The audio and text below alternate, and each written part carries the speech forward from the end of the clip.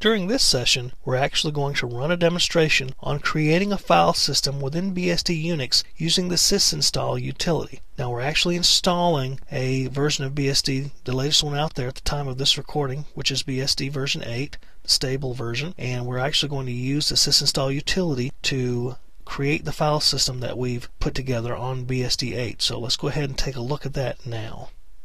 We're in the setup menu for FreeBSD 8. What we need to do is go ahead and just step through the installation. What we're going to look at is a standard installation, and the first thing that will get us is the fdisk type of menuing system that sysinstall uses. So we're going to say OK, and right now we have an 8 gig disk that has nothing on it. So what we want to do is create a slice. Now let's go ahead and create a slice, and we're only going to use a small amount of this. Let's go ahead and use a 2 gigabyte slice, and we'll say OK to that.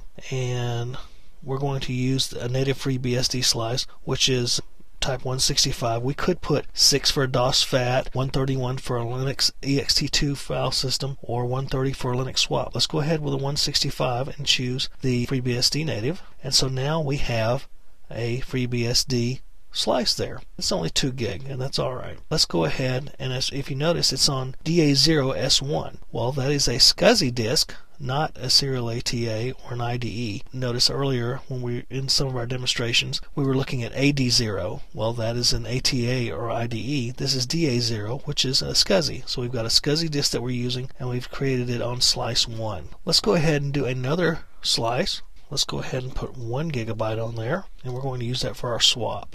So let's go ahead and put a swap partition on here, and we're going to use a 130 as well. So now we have a Linux swap, and we're going to say OK to that. We're going to go ahead and go to Q. We're going to install a standard MBR.